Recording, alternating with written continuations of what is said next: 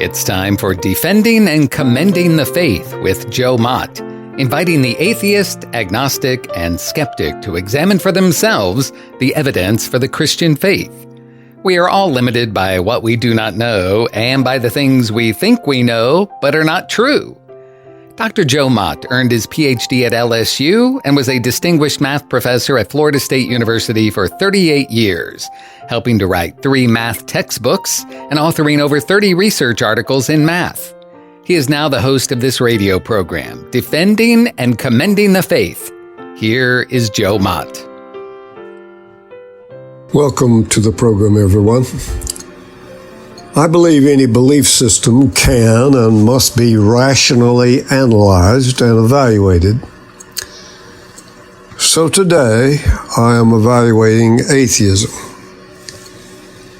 If we think of the atheistic worldview as a house, let me describe the condition of that house. First, atheism leads to nihilism, where nothing has any value. But nihilism is self-defeating. In addition, atheism is culpable for all the millions of deaths in the 20th century committed by atheistic political regimes. Think of these facts as the roof of atheism's house. Thus, that being the case, the roof of the house of atheism is seriously damaged. It is leaking and provides no security from the elements. Second, in the living area, walls are unstable and made of flimsy material. Why? Because I've shown that atheism believes in moral subjectivism/relativism. That encompasses a number of different beliefs, but they all agree there is no universal, permanent standard to determine what is moral. That belief applied to itself shows it too is self-defeating. Morality is therefore the situation where our feet are planted firmly in midair, with nothing available to hold us up. In his book, Stealing from God, Frank Turek says, atheism is unlivable. Since most atheists offer no evidence for their claims, then atheism is not factual either. I will later show that atheism is not logically consistent as well. So atheism violates 3 basic tests for the truth of a worldview. They violate the test of rationality, factuality, and livability. Finally, I want to show that the foundation of the house of atheism is broken and is built on quicksand. Because naturalism is the foundation for atheism, there is an argument called argument from reason that shows that naturalism should be rejected and its denial should be accepted. This argument answers in the affirmative the question, does our very thinking provide evidence that theism is true? Though not the originator of the argument for reason, the Christian philosopher, apologist, and author C.S. Lewis is widely recognized as the one who gave it impetus through the exposition of it in Chapter 3 of his book, Miracles, a Preliminary Study. Further contributions have been made, first by Victor Reppert, author of C.S. Lewis's Dangerous Idea in Defense of the Argument from Reason, and second by Alvin Plantinga in an article, Evolutionary Argument Against Naturalism. In the first edition of Miracles, Lewis gave an argument from reason based on an argument for accepting theism as opposed to naturalism by the former British Prime Minister Arthur Balfour. But Elizabeth Anscombe criticized that version. Lewis revised his argument in the second edition of his book. Lewis divided those who take sides in the argument from reason into two categories, the naturalist and the supernaturalist. The supernaturalist category is populated by those who hold belief in God. Specifically, they are the ones who believe in a self-existent creator who is the source of all other existent things and who fashions and or designs the universe. Lewis defines the naturalist as those who believe the universe is the product of matter and energy produced by the Big Bang and the physical laws that describe the interactions of that material. Lewis said, by naturalism, we mean the doctrine that only nature, the whole interlocked system, exists. Naturalism, then, is the view that the natural world is all there is. So therefore, there are no supernatural beings. The naturalistic system includes the laws of physics, the chance happenings of quantum indeterminacy, etc., all occurring entirely by mindless and impersonal forces, and not as the result of supernatural causation. The most popular form of naturalism is materialism or physicalism. Materialism maintains that the basic substances of the physical world are pieces of matter, and physicalism maintains that matter is properly understood by the discipline of physics. According to naturalism, given the raw materials of matter and energy, the universe then runs through its processes automatically. The naturalist sees all the complexities of the universe arising in this accidental manner. For example, the stars and the planets resulted from the coalescence of the Big Bang's production of matter. Natural processes on Earth led to chemical reactions, which eventually led to the first life coming from non-life. Consciousness came about from unconscious matter. Along the way, all these changes worked their way up through the path of increasing degrees of complexity till a mind appeared, and then reason came on the scene in the universe. In an article in True Reason, Lenny Esposito writes, "That is the naturalist story of how we came to be, and our ability to reason as well. For, according to the naturalistic evolution, there is no other possible source or cause behind human reasoning ability. But reason is peculiar in that it doesn't seem to depend on physical traits like the senses, or even use them at all."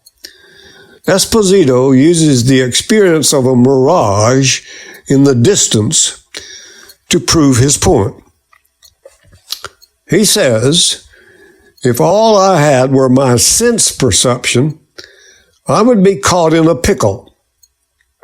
Should I believe my senses when they tell me water is in a place, or should I believe them when they tell me there is no water here? It is here I use something different than my senses. To break the tie, I use reason." Reasoning has an objective quality that stands above sense experience.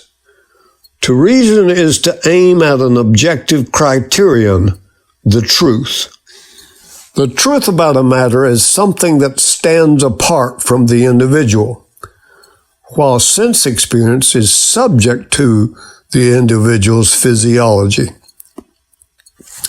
Thomas Nagel draws a similar distinction as well. He states, "We take ourselves to have the capacity to form true beliefs about the world around us, about timeless domains of logic and mathematics, and about the right thing to do. We don't take these capacities to be infallible, but we think they are often reliable in an objective sense, and that they can give us knowledge.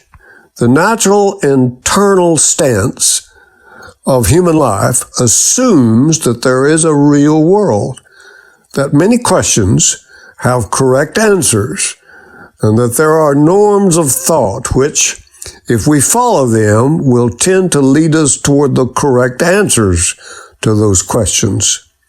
It assumes that to follow those norms is to respond correctly to values or reasons that we apprehend. Mathematics, science, and ethics are built on such norms. The process of reasoning is to have a thought or a belief and to attempt to ascertain whether or not it is true. But because reason relies on an external truth criteria, it poses a problem for the naturalist. In the naturalist story, a universe where physics and chance are supposed to be functioning and reason is nothing more than natural processes in the brain, think of the accidental collision of some synapses, why should we believe that we can discover truth by that type of reason? If you see a chemical reaction in the laboratory, it would not occur to you to think that the reaction is either true or false. It just is. According to the naturalist, my Christian beliefs are just a complex chemical reaction within my brain. So why would the naturalist think them to be false? And the naturalist's beliefs are simply a different chemical reaction. So why would the naturalist think his thoughts are true? In the naturalistic view of things, all higher order development come from small successive steps that benefit the organism. But it is unclear how higher levels of reasoning would develop in this way. For natural selection in evolution doesn't care about truth. It only cares about survival. When C.S. Lewis presented the argument from reason in his revised version of Miracles, he claimed what he called strict materialism could be refuted by a one-sentence argument that he quoted from J.B.S. Haldane. Quotes, "If my mental processes are determined wholly by the motions of atoms in my brain, I have no reason to suppose that my beliefs are true, and hence I have no reason for supposing my brain to be composed of atoms." Before continuing with Lewis's argument from reason, allow me to discuss what Alvin Plantinga had to say. He argued, if you believe that naturalism and evolution are true, then you have a defeater of all your beliefs. That is, something that undermines all your beliefs. Because if naturalism and evolution are true, then natural selection has selected our beliefs not for truth, but for survivability. It is possible, of course, that our beliefs may be false, but nevertheless conducive to the survival of our species. So on naturalism and evolution, you have a defeater of the reliability of your cognitive faculties in any of your beliefs. Now, the paradox is, the naturalist would have a defeater for all his beliefs.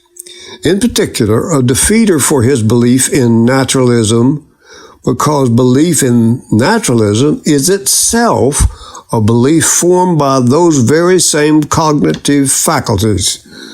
Thus, naturalism is self-defeating. It cannot be rationally affirmed. Allow me to point out, this is not an argument that shows naturalism is false. Naturalism may in fact be true, but Plantinga's argument shows that naturalism is irrational.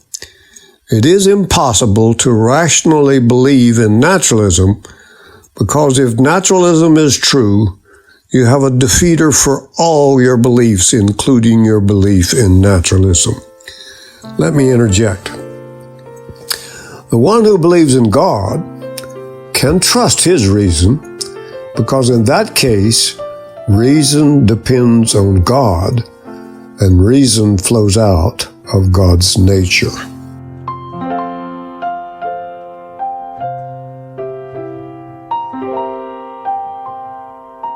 Thank you for listening to Defending and Commending the Faith with Joe Mott, a production of Wave 94 Radio in Tallahassee, Florida. If you have any questions or comments for Joe, please forward them to Doug Apple at Wave94 at this email address, dougapple@wave94.com. And be sure to join us every Monday evening at 6:45 p.m. on Wave 94 and subscribe through your favorite podcast app. Defending and Commending the Faith with Joe Mott.